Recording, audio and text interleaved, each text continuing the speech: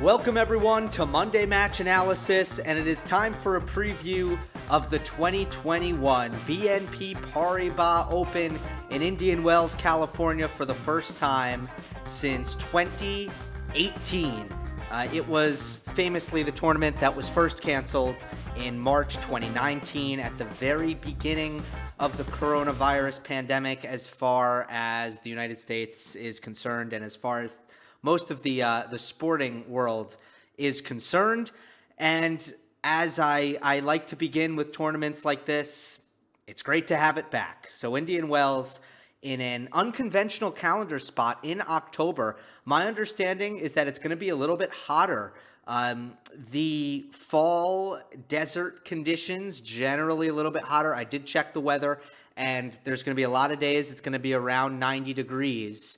So that is something to possibly watch out for, but I will begin this preview by discussing the recent history along with the conditions that the players will face at Indian Wells as far as court speed, as far as height of bounce is concerned, and the things that I will weight heavily when predicting this event. So in 2017, the final was between Federer and Wawrinka. Federer won it in straights. Other players to make the semis were Pablo Carreño Busta and Jack Sock. You also had Dominic Thiem making the quarterfinals, along with Kei Nishikori, Nick Kyrgios, and Pablo Cuevas. In 2018, you had Juan Martín del Potro winning a fantastically entertaining final against Roger Federer. I believe Federer lost match points in that match. Milos Raonic made the semifinals. Raonic has always been great at this event.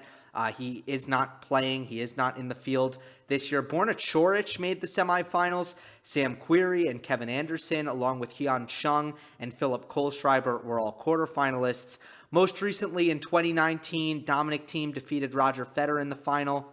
Raonic once again made the semis. Rafael Nadal had to give a walkover in the semifinals, but he made the semifinals. Khachanov, Hurkacz, Kecmanovic as a lucky loser, and Gael Monfils were all quarterfinalists. Oh, and Dominic Thiem. And Dominic Thiem had to, or he gave a walkover to Monfils, so I probably already said him. Okay, what are the themes here?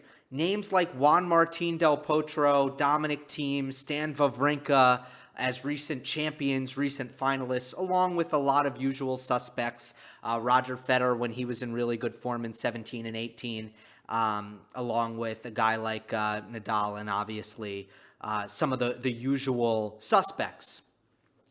Guys with weapons, players who hit really heavy from the back of the court, players with excellent kick serves, and I believe that is due to the grittiness of the court. And that is the most unique attribute of the conditions at Indian Wells. The court takes to spin very, very heavily.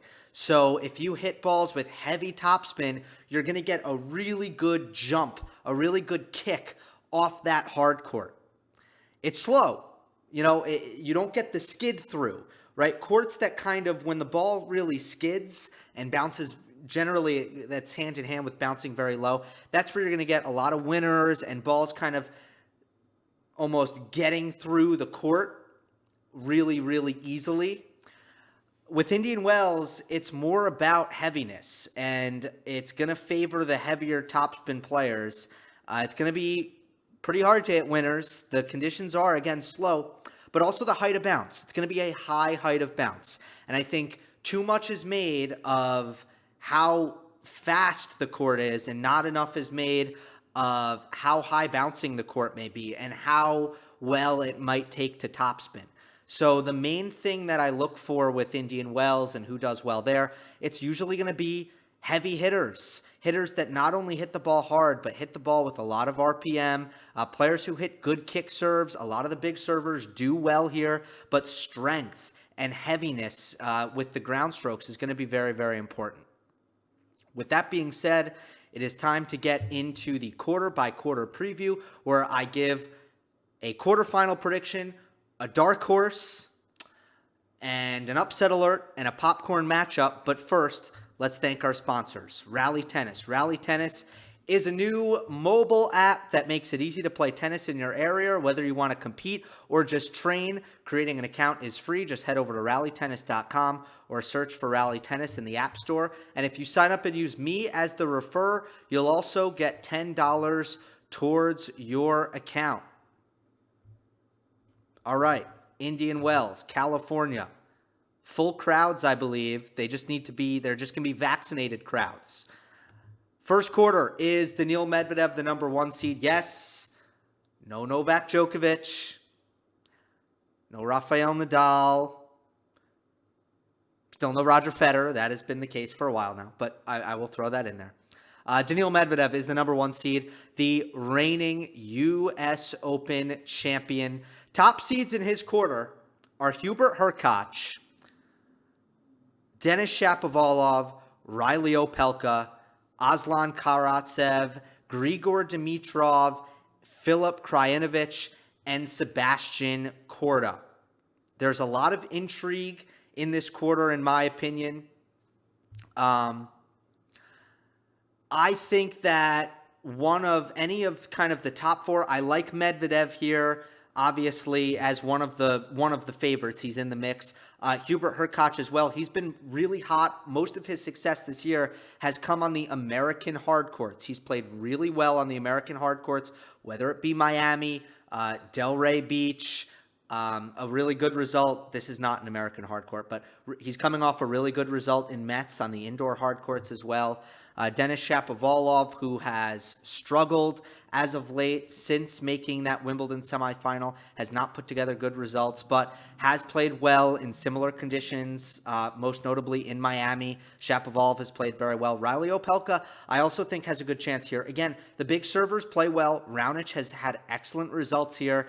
Kick serves are very effective, and Opelka has a very good one. He also appreciates the high height of bounce, where he can flatten out his ground strokes and kind of get that nice flat trajectory, try to hit through the court from a high contact point. Opelka will enjoy that. Aslan Karatsev, I don't have much confidence in right now. I know that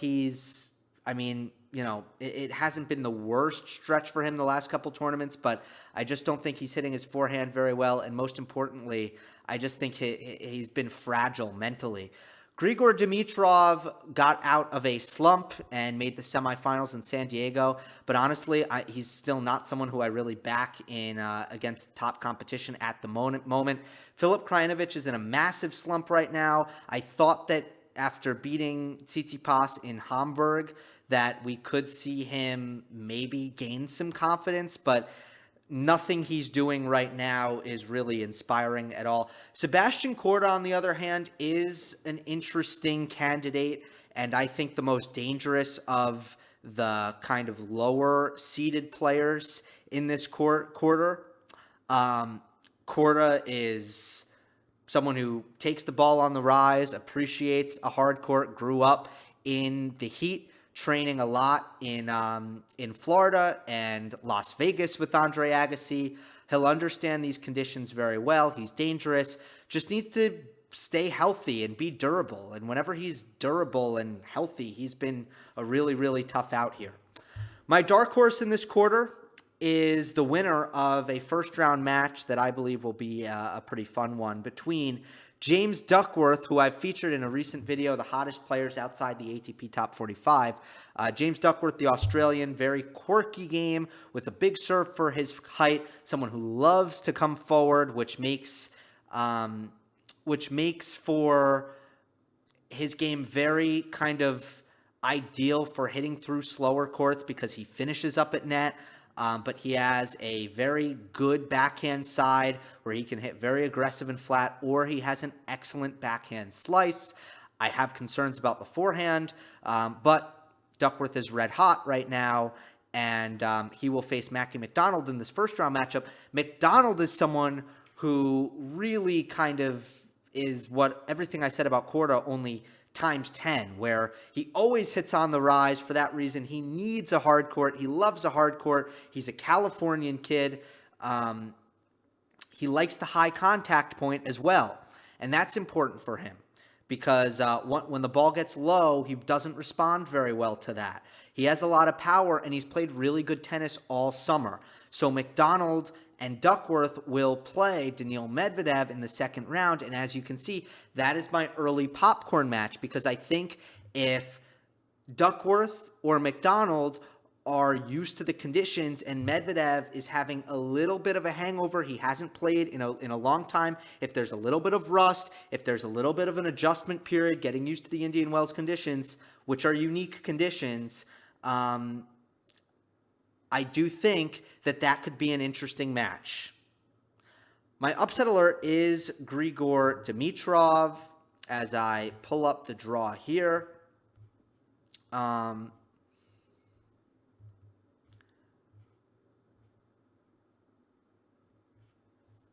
So Dimitrov, I think, could have an interesting first round in the winner of Daniel Altmaier. Altmaier hits very heavy topspin. He's got very heavy ground strokes. I'm surprised he hasn't done more on the main tour ever since his breakout at Roland Garros 2020? Yeah, I'm pretty sure, 2020.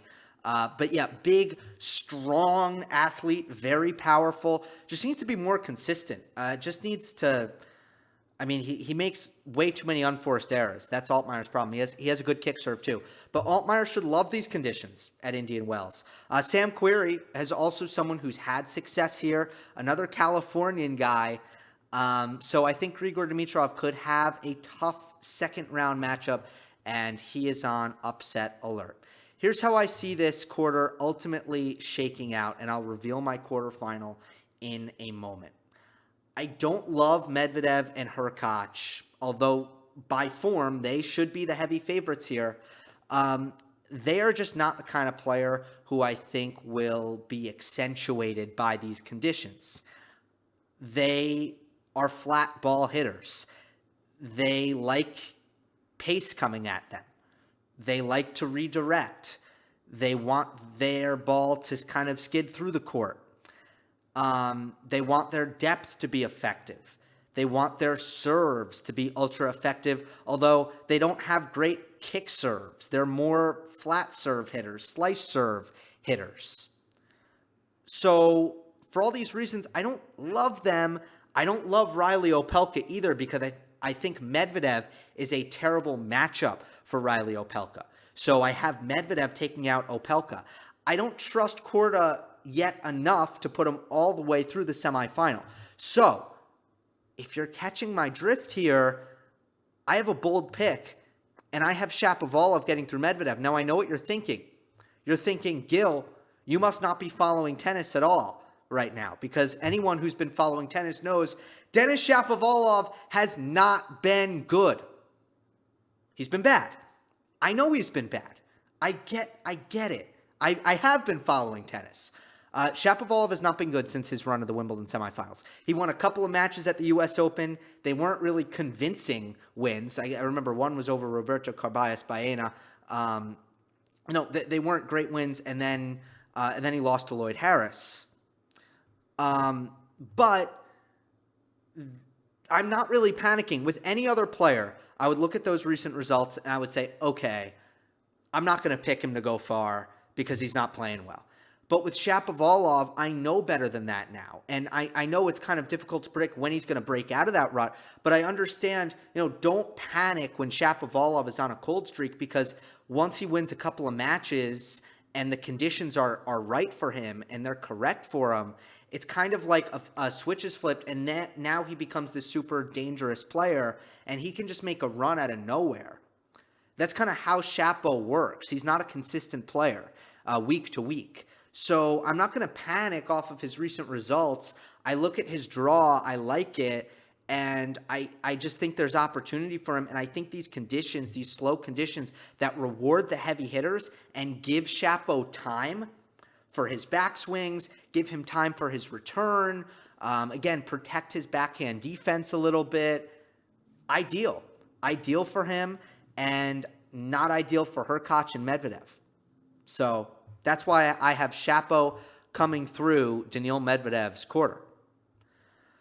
Let's move on to the number 4 seed, Andrey Rublev's quarter.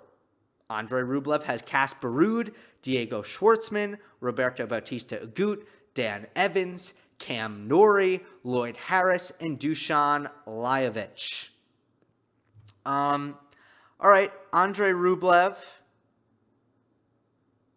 coming off a run in San Diego. Casper Ruud coming off a better run in San Diego and winning the title there in very convincing fashion. He's starting to make some inroads, Casper Ruud. I mean, he was terrible on hard court before this summer. And now, look, his results until last week have not been anything that would blow you out of the water, but they've been good. And, coming off the 4 titles that he won, and now it's 5, leading the ATP, Casper Ruud is doing a lot of good things. He's only 22 years of age, and he's got a lot of really intriguing tools. And look, let's face it, this court plays a lot like a clay court in the speed, in the bounce.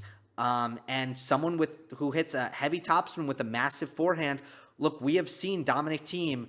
We have seen this as his best hard court tournament outside of the U.S. Open. So Casper Ruud is someone to watch out for.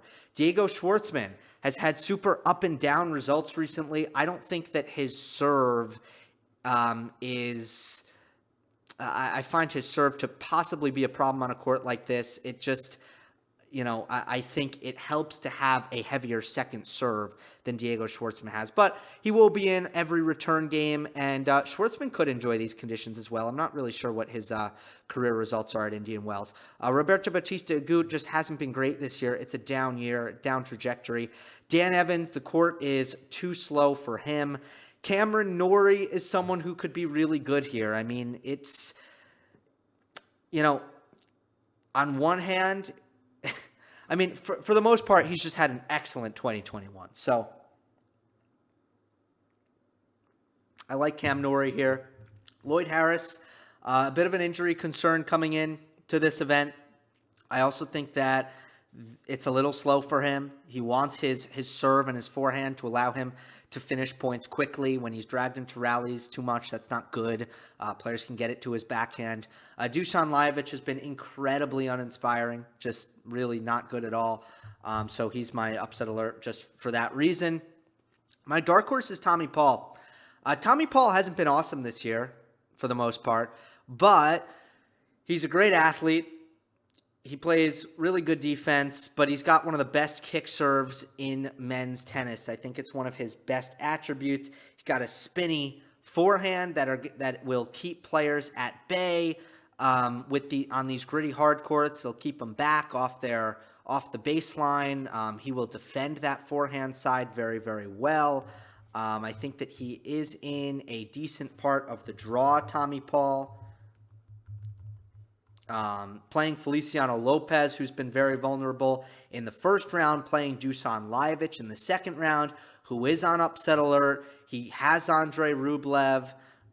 These courts and conditions, I can't say that they will be ideal for Andrey. I mean, again, I've covered this at length. Look, Rublev's kick serve is not a strong suit.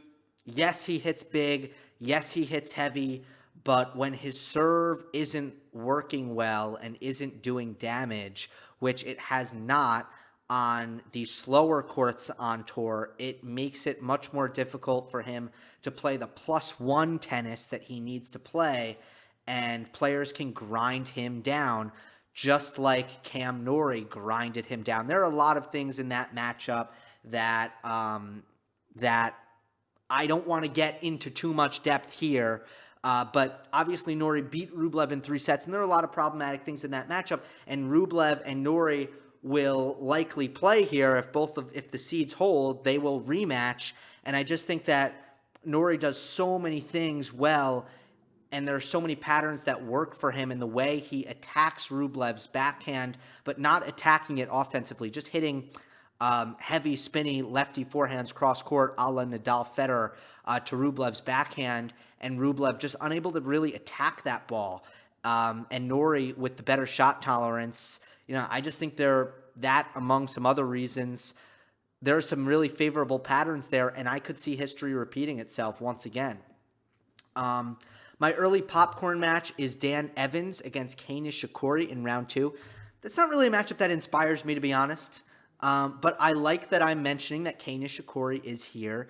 I think that Nishikori has been a little bit underpowered on these Indian Wells courts. I really think power pays on these courts in a really big way. And both Evans and Nishikori, I think, are both underpowered. But two good names, entertaining players, and I think that's worthy of a popcorn match. Of all the round 2 matches, that is the one that stood out. I thought about maybe Alejandro Davidovich Fokina against Steve Johnson, but no, this one's better. Sun Woo Kwon is in this quarter. You know, how will he follow up the title in Nur Sultan? I don't know. I don't really trust him as yet. A lot of his best results have been on indoor hard. This is a little bit different. So we will see about that. Ultimately, revealing my quarterfinal here is Casper Ruud taking out Cam Norrie. Ruud has Harris in his area. I explained why I'm a little bit hesitant to back Harris here, and I do like Ruud. And again, I just think, look, this should be great for Casper Ruud. I am not overreacting based on his San Diego title.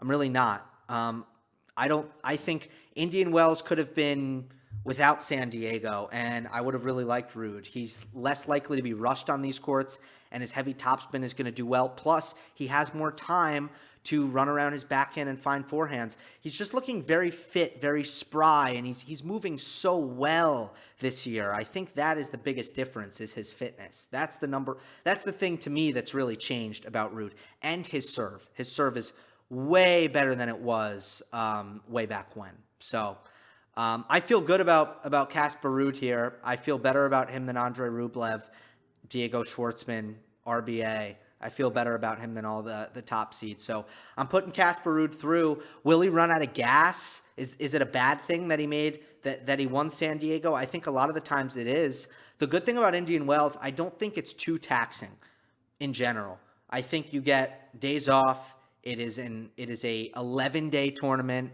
You're playing best of 3 with days off in the early rounds.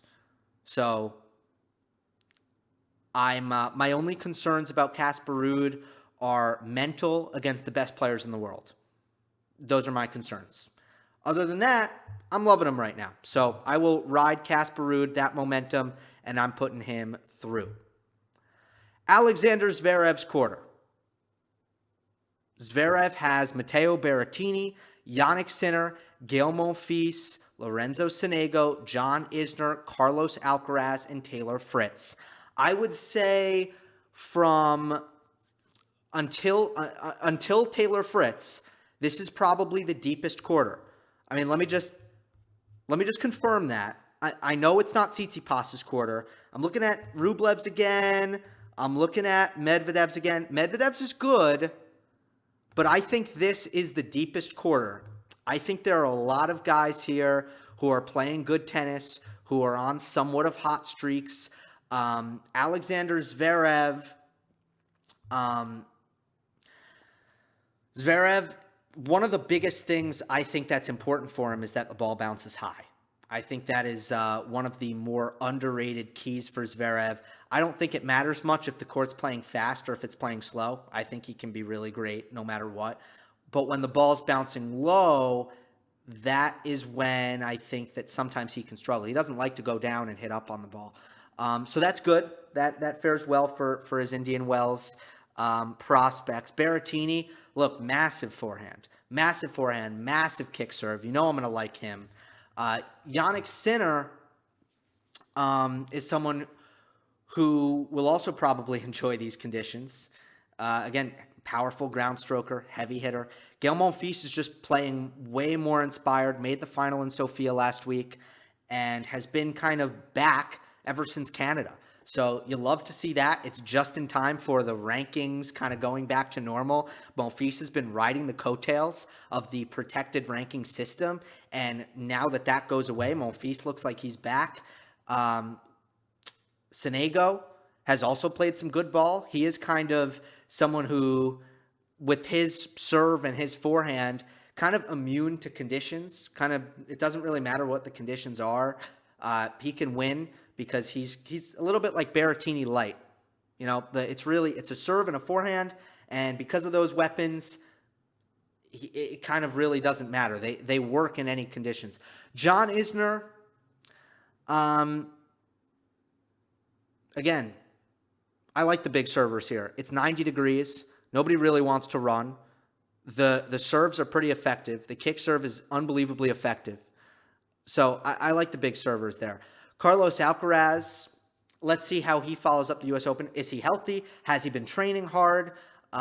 Is he 100% physically, or did he have to, he had to take some time off. So I would temper expectations here for Alcaraz. But other than that, it's, clay-like conditions, lots of space on that center court where he would probably play his second round. More on that later.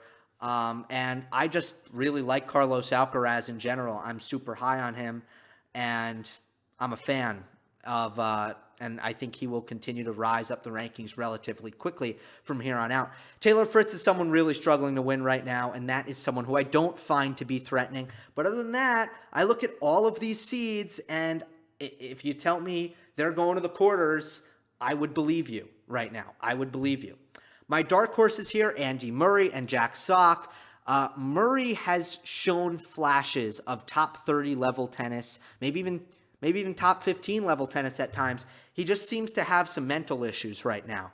But in the earlier rounds against players who he has confidence against, when he's like, yeah, I got this guy, I should beat this guy, Murray's playing great. I don't know why, but he's running up against stiffer competition, and he's just not able to maintain his level. But still, Murray looks super fit. I'm really impressed by how fast he looks and how strong he looks, and for that reason, happy to make him a dark horse. Jack Sock is my other dark horse. He is a former semifinalist here. Again, that's not surprising to me. Heavy topspin, heavy RPM, really massive kick serve. His serve bounces 10 feet in the air at Indian Wells. And Sock's another man who is competing really, really hard right now, and he wasn't for a while. So Sock is another dark horse. Upset alert, Taylor Fritz. Again, just not really winning right now.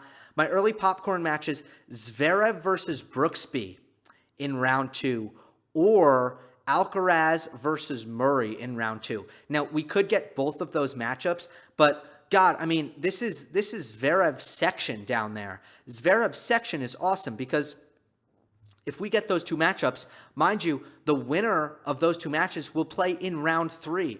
So between Jenson Brooksby, Carlos Alcaraz, Andy Murray, and Alexander Zverev, I mean, that's just an awesome quarter. All of those guys come with so much intrigue. Jenson Brooksby is a guy who I fully believe in, and I have unbelievable faith in what he does on the court. And I think we're still learning about what Jenson Brooksby likes and what he doesn't like. I think that he's going to be one of those guys who fools people. People are going to look at him and they're going to think, okay, this is a grinder, so he likes the slow courts. I don't think that's going to be Brooksby. Again, we don't have much data. I don't think that's going to be true. I think that's false. I think Brooksby is going to actually like a court that kind of helps him create some offense because his serve is very slow, but he hits his spots. His backhand is not powerful, but he changes direction well and hits his spots. He's precise with it. His backhand down the line is very good. So when you take those two things into account, you actually want a fast court. If you're going to hit your spots, but you don't have much power, you want a fast court to try to almost, so you don't lose much speed and your ball becomes damaging. If your ball loses a ton of speed when it hits the court, you might hit your spot on your serve, or you might hit a great backhand down the line, and it's easily defended. So I think it's a little too slow for Brooksby. All things considered, I put through Alexander Zverev over Matteo Berrettini. We've seen this matchup many times. I just think Zverev's the better player, and I think Berrettini gets exposed in this matchup because of Zverev's ability to serve on par and return way better, and so much more comfortable in baseline rallies. Gets it to Berrettini's backhand rather easily. Zverev's a two-way player. Berrettini's a one-way player. This is not Wimbledon where Berrettini would have a chance in this matchup. This is Indian Wells. So I like Zverev this week. More on that later. I mean, because I'm pushing him through the semifinals. So obviously, I'll talk to him when I get to the final weekend. Let's finally get to Stefanos Tsitsipas' quarter. His top seeds are Felix Auger Aliassime, Pablo Carreño Busta, Christian Garin, Karen Khachanov, Alex de Minaur, Fabio Fognini, and Nicolas Basilashvili. Look, every time the draw comes out, you look at one top seed and you say they got a cakewalk. They won the draw. Stefanos Tsitsipas clearly won the draw here. I mean, it's very, very obvious. I mean, if you look at his top seeds in his section, it's Garin, who has no confidence on hard court. It doesn't matter what hard court it is. Sometimes you look at certain hard courts, you might say, okay, this one should suit him. Yeah, but for some reason, because of the movement, he just has no confidence on hard courts. Sometimes it seems like for no reason. Alex de Minaur really struggling. Fabio Fognini not having a good 2021 at all. Unable to string together wins. So, look, Tsitsipas just has bad seeds. And in terms of dark horses, Pedro Martinez, a man he already beat at the U.S. Open. But I do think Pedro Martinez is good. That could be his second round. By the way, qualifiers are not determined yet. Normally I wait, but I can't wait because of my travel schedule. So I'm getting this out as soon as possible. Holger Rune is near Garin, so maybe we'll see that. That could be nice. Holger Rune is one of my two dark horses, along with Emil Ruusuvuori. But ultimately, Tsitsipas got a great draw here. Emil Ruusuvuori, really good on hard courts. Not good on clay, not good on grass. But on hard courts, this man is a very consistent and clean striker of the tennis ball off of both wings. He's not overly athletically gifted. His serve won't blow you away.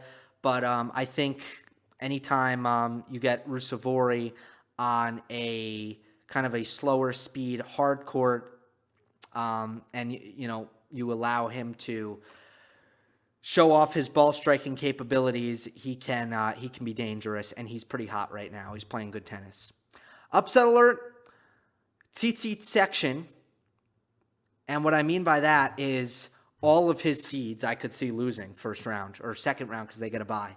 All of them. I just think they're all vulnerable. Oh, by the way, I didn't go through the top seeds, so let me just do that right now. I'll continue. I know I covered some of them. Felix, FAA. Well, he's, as you can see, he's my other upset alert. Here's why. Look, I really think Felix is playing great right now. I think Auger Aliassime is playing good tennis. And I think he's looking confident and more comfortable in his own skin. I think he panics less when things go wrong. And I'm a big fan of what I've seen recently from Felix. But I have him on upset alert because I think that these courts don't suit him. I think that it's very important that Felix gets good traction out of his first serve and that he gets a lot of damage from it. And these courts make that a little bit difficult at times. And I think it's also important that rallies end rather quickly when Felix is playing. And the longer the rally goes, the more I think Felix struggles to outlast players in baseline rallies. So I just don't think this suits him. And as a result, I have him on upset alert. He plays the winner of Albert Ramos Vinolas and Lorenzo Musetti. Lorenzo Musetti has really struggled recently, but I just don't think that's really going to last very long. I think he's going to get out of the rut. I think that streak is about to end because I think he's looking just a little bit better as of late. And I think, honestly, a marquee matchup in front of a stadium crowd might kind of get him going because it's been mentally where Musetti has just not been able to focus very well on these matches. But if Ramos Vinolas beats Musetti, which is very likely, man, he's not going to miss very much. And we see how FAA sometimes when he's off can be very generous with the unforced errors.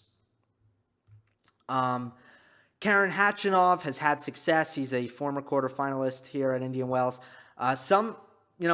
some things about this make sense. Khachanov on a slow court can sometimes, on a slow hard court, can sometimes be pretty dangerous. And then Nicholas Basilashvili, his power is scary on a court this slow and gritty. But you just can't really trust Basilashvili ever. You just can't really trust him. And that's why he's not ranked higher, because he doesn't put enough balls in the court. And every once in a while he does, and then he's really hard to beat. But generally he just doesn't. So that's that. Moving on to, I guess let me just address Holger Rune. Rune got a wild card here. He has been very, very good recently. And he's got a lot of power. He's got really good movement. He's strong off of both wings. He's a really clean ball striker. A lot of people saw that when he played Novak in the first round at the U.S. Open. Let's see if he can make something out of this with this wild card, because he has been. He just got his first top 25 win. He beat Sonego. So he's confident, and I'm not overly confident in Rune in 90-degree heat. I don't think he loves that, but ultimately conditions, I think they suit him pretty well. I think he'd rather the slower conditions, and I think he's worth a dark horse there. Early popcorn matches: Felix Auger-Aliassime against Lorenzo Musetti, if it happens, or Ramos Vinolas, if that happens. Again, I just think that can be a good match, and I'm curious to see that, because I think it could be close, and I think it could be good. My quarterfinal here is Stefanos Tsitsipas moving on against Pablo Carreño Busta. Carreño Busta has had an excellent 2021. The only blip in the radar is that loss in the first round of the U.S. Open to Maxime Cressy, which I think really stings him. He was so upset after that match. I was there.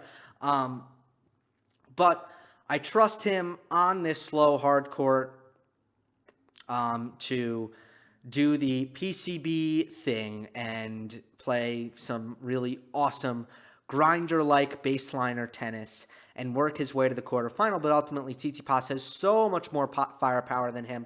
If you look at the recent winners, Juan Martín del Potro, Dominic Thiem, to me, Stefanos Tsitsipas is in that mold, in that elite forehand category, with the heaviness that he brings off of that wing and just how dominant he is. The extra time for Tsitsipas to run around and find more forehands, the good kick serve that Stefanos Tsitsipas possesses, and the excellent athleticism, the defense, the willingness to play the long rallies. He checks all the boxes to me at Indian Wells, and I will happily favor him in this quarter. He's got a great draw as well, and I put him over Carreño Busta in the quarterfinal.